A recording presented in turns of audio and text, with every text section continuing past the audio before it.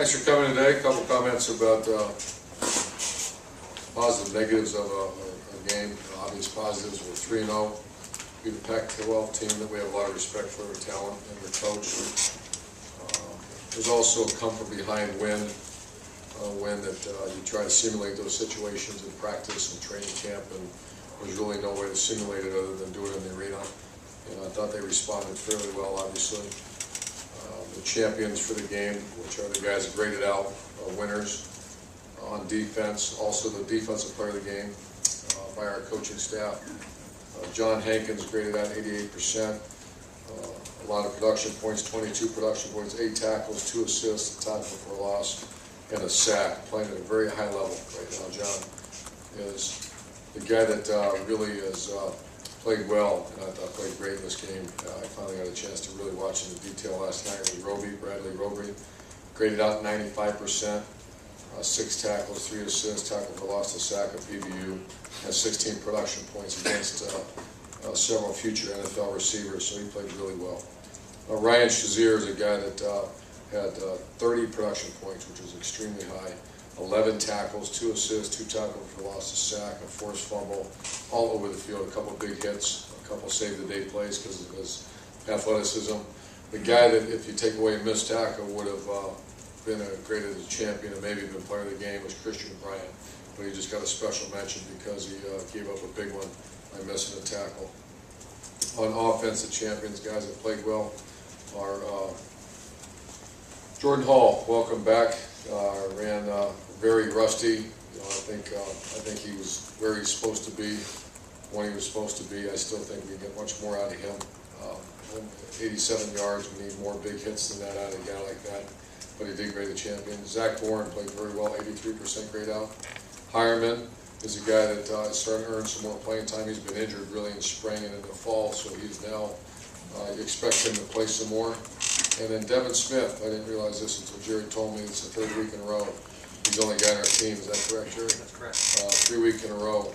Offense, he was offensive player of the game, and he also had a graded out a champion, so that's good to see. He's a guy that obviously we need him to play well. Special teams player of the week was also a guy named Devin Smith, so he's had a very productive day for us. Positives. Defense was sacks and pressures. This is an interesting stat that after our staff meeting, they shared with me. 5 times they had the ball inside the 40-yard line and they came away without points, so we stiffened up and we had to stiffen up. Offensive positives, just big plays in the passing game. Negatives, as a team, penalties were obviously very alarming, and they were bad penalties. Very ignorant penalties that have to be corrected. That's a sign of an ignorant or lack of disciplined team, and that's my responsibility to get that fixed out. 3rd downs, we were only 33% on offense. Defense, the negatives are big plays.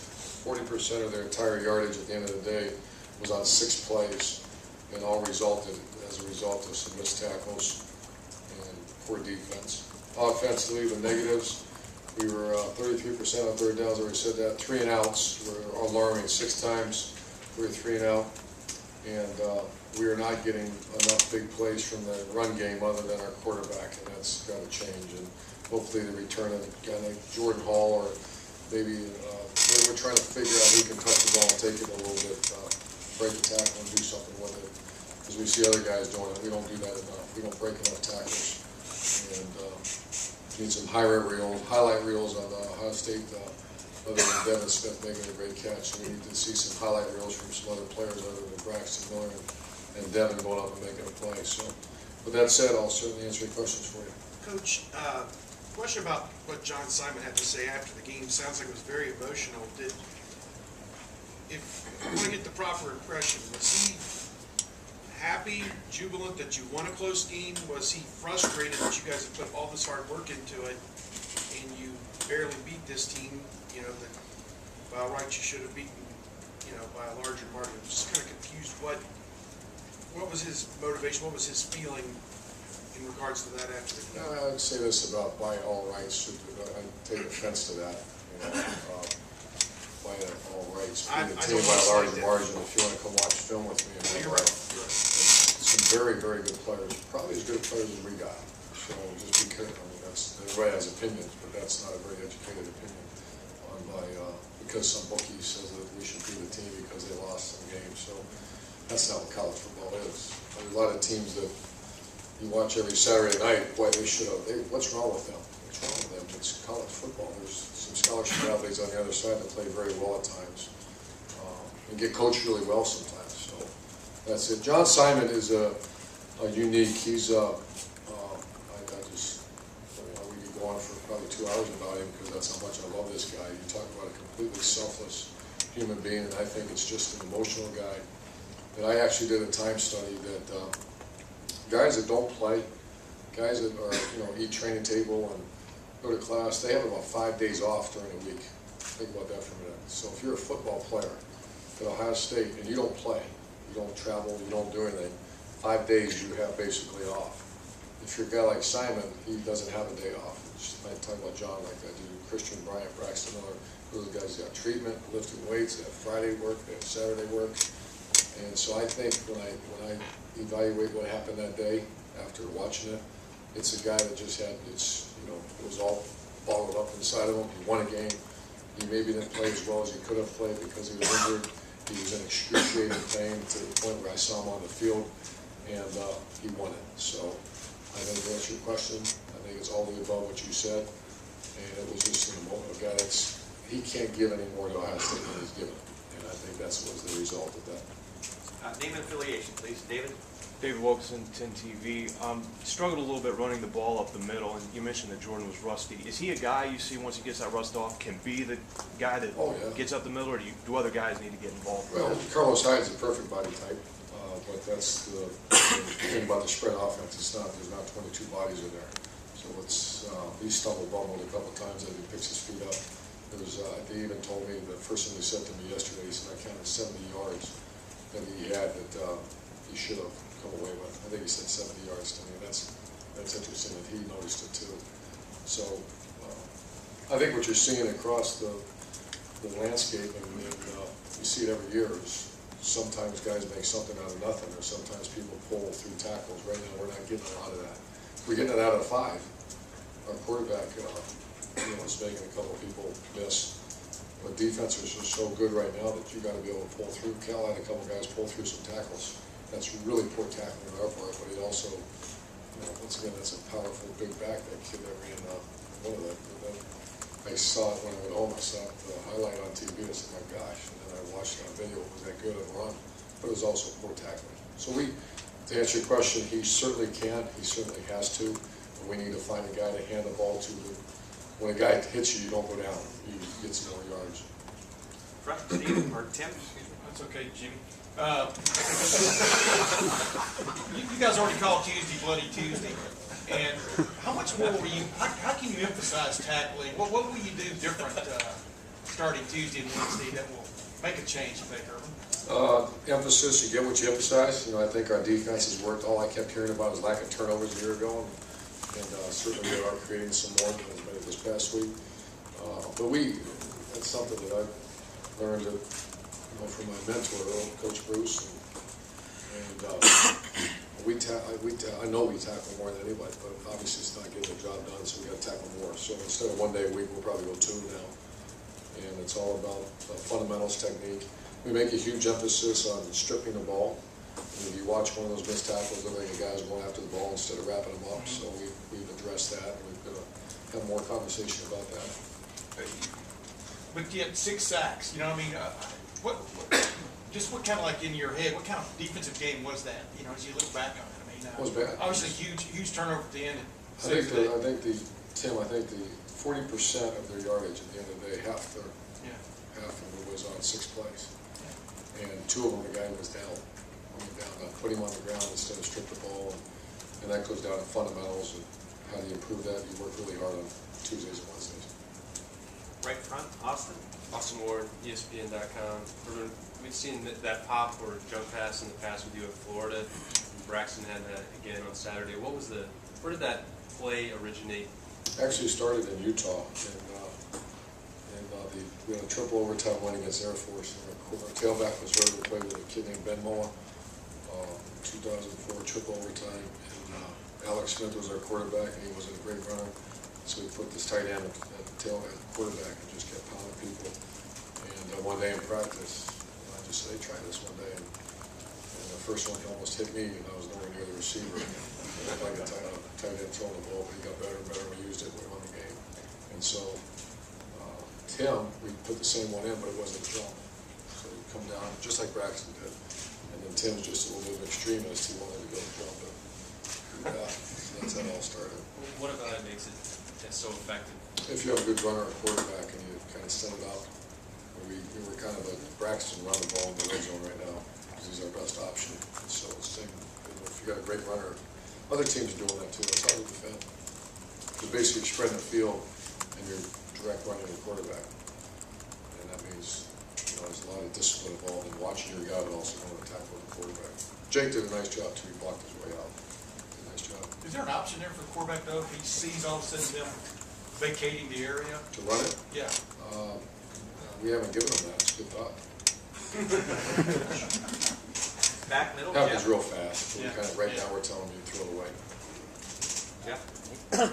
Jeff Sobota, Buckeye Sports Bulletin. The defense so far, I know you don't want to put your defense in bad situations, but there's been some quick change so far this year where they've actually done a pretty good job of keeping points off the board. Can you just kind of like the way that they bear down when those situations come up? Absolutely. I gave you that stat. 5 times we're inside the 40-yard line. This was, when you say our plan to win and our way to manage a game, we won a game and everything went opposed to what we preach around here as far as field position. As far as, we haven't blocked the punt yet this year. We're not dynamic on kickoff return, and we've put our defense in bad field position several times, so I'm very proud of that. Of all the stats on defense, there's 2 that caught my eye, and that's we're hitting the quarterback, and then also the fact that we stiffened up when we had to down there. Far right, Rob? Rob Aller, Dispatch. Urban, how has Muhort responded since the suspension? Where is he right now? And kind of what do you look for when a guy that happens, change in him? Well, he's been a model student, model citizen since he's been here. That's the research I've done after that thing happened.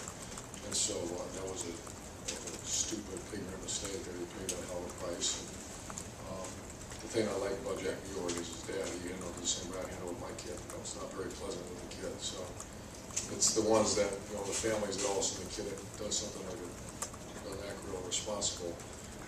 You hear excuse after excuse after excuse. There's no excuses. So Jack's handled it. I mean, as far as I'm concerned, unless he does something stupid again, I've never really had a hard time with Jack. He's a hard-nosed player that does great for the community, does great for Ohio State. It was a really stupid thing he did. So. How's his play? Plays pretty good. I don't know. He did great at champion. I think it's pretty good. That's something to ask Coach Warner, but yeah, I've been pleased with him. He's probably our best lineman right now. Far left, Dan? Dan from Lantern. I said 2 things to ask. Just wanted to ask, first of all, what your thoughts are on the game coming up against UAB, and also on a non-football note, just wondering if you have any thoughts on what happened on campus last night with a lot of students getting evacuated from their dorms here at Ohio State. I apologize. I wasn't aware of what happened. Water main break. Is that about right? No, I'm sorry, I didn't know that. And what the first question was? About UAB, just want to know what your thoughts on them so far. Well, we got to find a way to get to win number 4. We're an average team right now. We're trying to, at times, we play fairly well.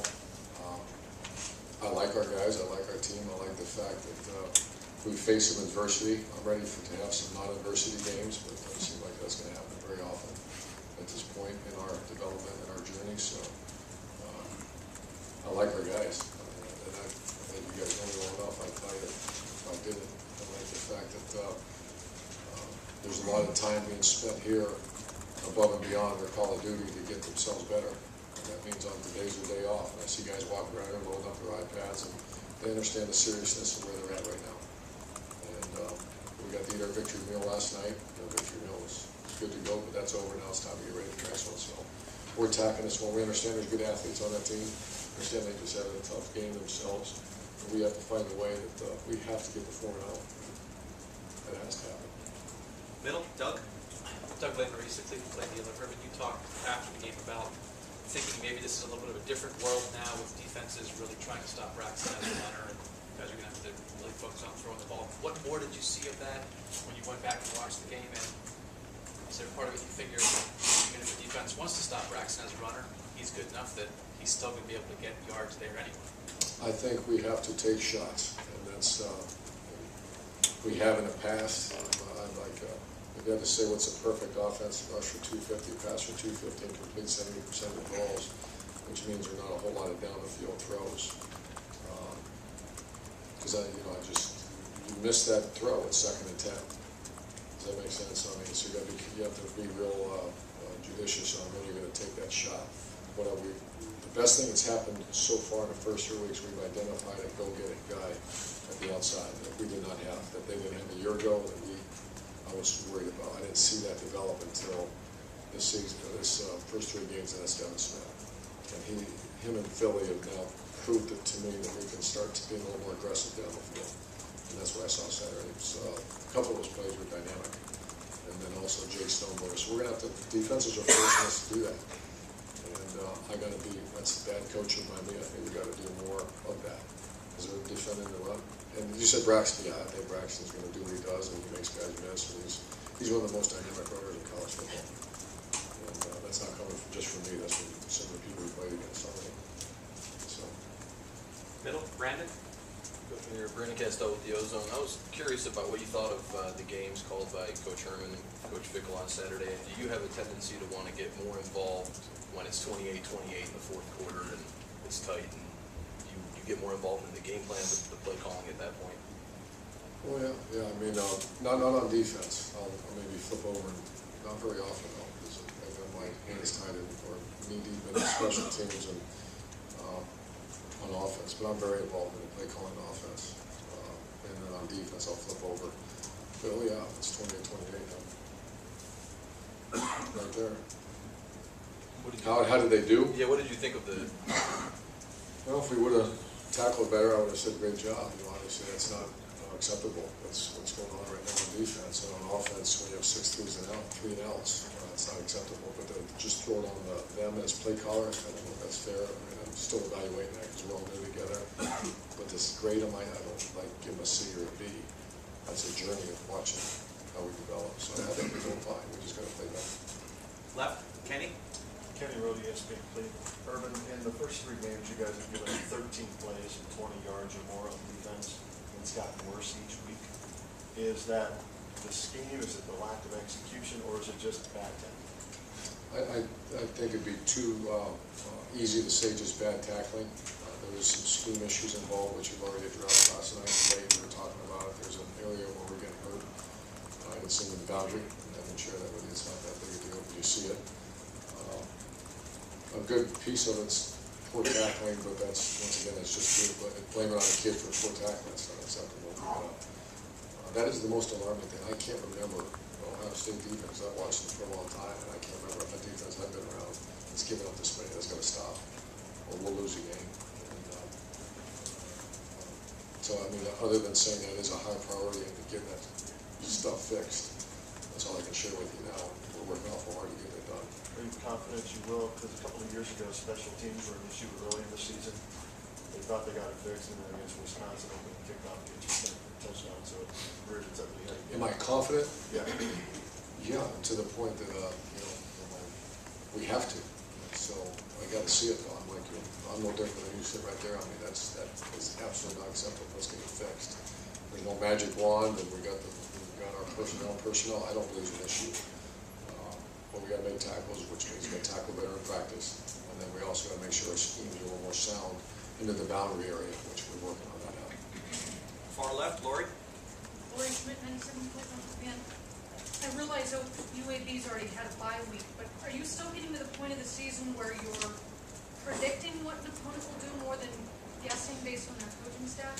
Well, the first 2 weeks, Cal Berkeley, we've faced, all 3 defenses we've faced have been uniquely, we didn't practice what they played because we didn't know. And they've done a very good job. You can tell Cal Berkeley spent because not one snap was, think about it this way, not one snap was what they showed previous year or the previous 2 games. So that tells you what they were doing all offseason, working on this one game. And they did good. I mean, we scored 35 points, the guys made plays, but that's frustrating as a coach and a play caller and all the involvement. And we worked all day, the 3 straight days on a certain defense, because that's what they've shown, and we didn't get it. And so that you're on the sideline trying to correct adjustments and everything else. It's harder as the season progresses for the team to do that, because they're working on they can't just say we're working on Ohio State, because they had some previous games. So after this game, we're going to see usually what we see, and that would be what teams play, because you can't change defenses in the middle of the year normally. Rusty? Rusty Miller, AP. This is your last tune-up before the Big Ten. Is there 1 or 2 things that jump out? I mean, other than you talked about this tackle, you talked about 3 and outs on offense. A couple things that you think you really need to have in your arsenal going into the Big Ten that you haven't maybe seen or you need to polish. Well, I'm still not had the chance to study. I think the team that we're going to play in 2 weeks is really good. I watched part of the game on they had a hard time with the Irish from Notre Dame, but I got a lot of respect for the defenses in this league. I think theirs is probably the best. I would say it's top 5, top 3 in the country. I did watch them. They've been good for a while, obviously, on defense. What has to happen on offense, we have to be able to take more shots and hit them. That has to happen. We have to create or find a guy that can carry the ball and not get tackled when you get tackled. That's what college football is. Very rarely do you see teams drive the ball. Not one team has taken the ball and driven the ball against Ohio State. It doesn't really in college football, think about it, it doesn't happen. The team says, I'm going to go drive the ball against you. Usually running back jumps over people, which we've seen the guy do in East Lansing. We've seen guys run over people, miss tackles and all that. We're not getting that. We're getting it from number 5. We're not getting it from the other personnel we have. And we have to be able to hit the downfield shots, which we've shown now that we're further ahead than than I thought we would be completing the deep ball. So we're going to throw more deep balls. And to that end, will Carlos be available this week? Carlos will not be available. I would say no chance, but I will alert you if something else is. He's getting much better though. Back left, Matt? Matt McQuaid, and just interested after reviewing it, what do you think happened in the 3rd quarter on both sides of the ball? They had great success, Cal did. Penalties put us in the, I have the stat, I don't have it in front of me, but our 2nd and long, 1st and long was ridiculous. And it all started when our center pushed the guy right in front of the official, because the guy said something to him. And then the same thing with Nate Williams, pushes the guy right in the back after I guess he said something or whatever. And it's all just nonsense, penalties and the field position, and then drop balls. We had a couple 3rd downs that should have been, the ball should have been moved. But 3rd down and 18, 3rd and 17, 3rd, those are just, that's what happened for the most part. It's because of lack of execution on 1st down or a penalty. Back middle, Kevin? Coach back here, Kevin Newton, BuckeyeGrove.com. Braxton Miller had 12 carries in the game, probably a lot closer to the sweet spot you want him. But as a young player, do you worry that it maybe gets in his head a little much and the pendulum swings too far to the other direction where he's not making the plays that he is capable of making, and how do you work with a young player on finding that balance? Yeah, I had a talk with him, and it was my responsibility. I came out and said, it's too much, so let's get back to him. He just needs to go play the game, and we got to hit him. And so I did have that conversation with him, exactly the way you said it. Because he is a young player, and if someone gets in his head and say, why are they running? Don't, it's not your job to evaluate, go play. And we'll make it work. So we're going to need him to carry the ball a lot. It's rather obvious he's going to have to carry the ball a lot for us. Is it 12? I don't know. A lot of that's dictated by the defense, too. I think you're going to see more people give you, because when you read a defender can either make the quarterback run or make it give it to someone else. If I'm playing Braxton, I'm not making him carry the ball. I'm going to have him give it quite often. So that's, I think we'll see that more and more. So it might be some more design quarterback runs because he has to carry the ball for us. Back left, Jared. Hey, Jared Small, NBC 4. 2 things about John Simon. Do you hope to have him a little healthier than he was last week, this week? And also, do you anticipate Michael Bennett trying to get back? I had to talk with John. John is a guy that won't tell you how, how's it going? Great, going good. And then I turn around and watch him walk down the hallway, and he looks like not good. And so he says he feels a lot better. I asked him to be, the same conversation I'm having with you. I said, be honest with Huddy. He said, I feel a lot better than I did a week ago. And I said, you didn't tell me that a week ago, John. He said, my shoulder's a long way from my heart. I get you. What's that movie called? Yeah, I got you, Braveheart. Just tell us so we can get you treated and get you right. He's an amazing kid, man. If you guys don't know him, you get a chance to meet him, boy, something else. That's why we do what we do. Oh, sorry, Michael Bennett, I'm sorry. Michael Bennett, I don't know. He's got to play sometime. So I don't know how far that groin is away from the heart. We'll find out. That's that question today. Probably didn't sound right. I apologize.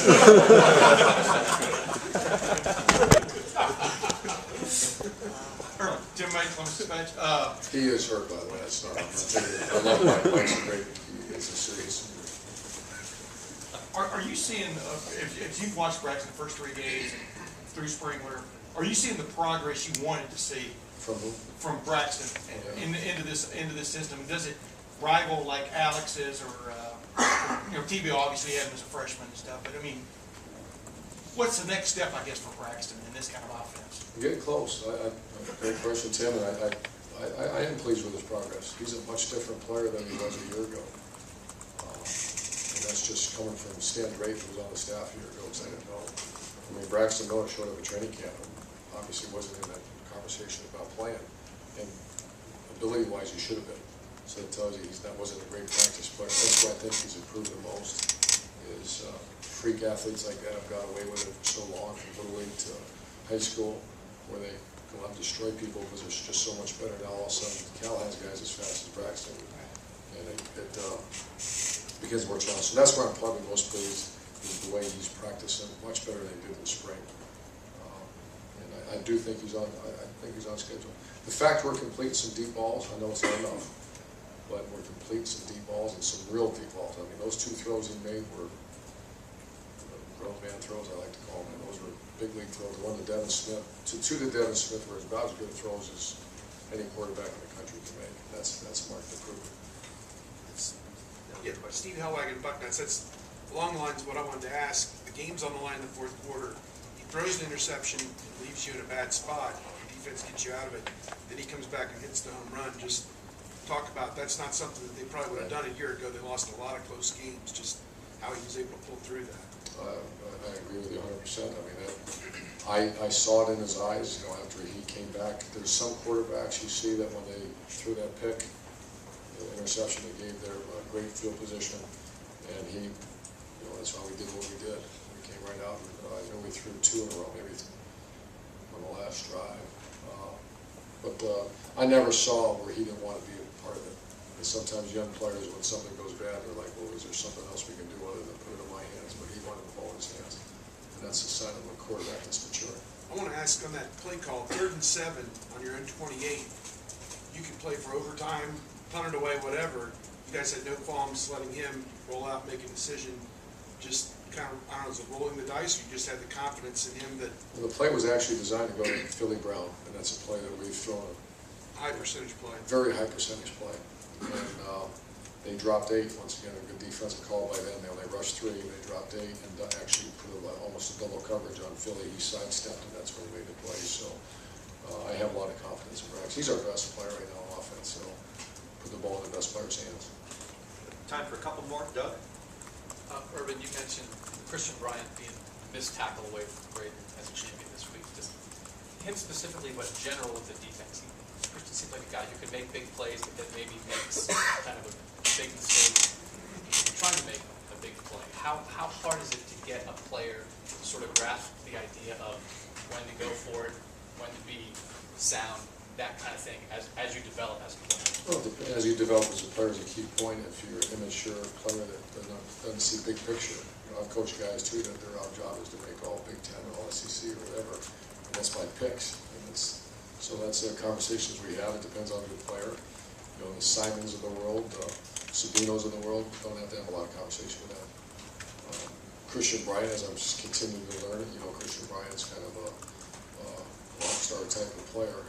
We've had to have a conversation, and I just want him to stay within, and he's been great, you know, I don't feel that too much. I've coached players before, I've had to have that conversation. So the greater the player, sometimes you do have to deal with that, but it's all individual based on who you're dealing with. Clay? Yeah, Clay Hall, ABC6, Fox 28. I know you were a big endorser of the Heisman campaign for Braxton, I think in week 2. Have you warmed up to that idea? No, I don't think he's playing. Let's put it this way, at some point, if we do, I've been asked, I've been lucky to have 3 guys go to New York. It's been kind of fun to be part of that, or be Heisman candidates. I think just 2 went, but 3 or 4 have been mentioned and all that, and I think at the appropriate time, I will not say he's not. I don't believe he's now. He's not playing well enough yet. You're playing a team with, I think, a coach from the previous staff. Can you talk about when you make that transition and you retain some, you don't retain some? Is that more about philosophy and family tree than just because you don't keep a guy doesn't mean he's a bad coach, it just doesn't fit? Oh, the coach that's at UAB now? I think Coach Peterson, yeah, it has nothing to do about with, him. I mean, at times, if he's not a good coach, not a good guy, that certainly wasn't the case. That's better than a good guy. It's a great guy. I know it. I was here when John was playing, so I know John is a great coach, great guy, but you're right, just I wanted to hire guys that had spread offense, because I got stuck before where I hired guys that don't have a same alignment, same philosophy, and then you're in there beating your face against the wall instead of all for one and one for all. And I'm not saying John would have done that, but that's why. But no, there's that's one of the hardest decisions in coaching, so you got to make those decisions, but in that situation, absolutely nothing to do with quality coach, quality person. Coach, thank you very much. Thank you, guys.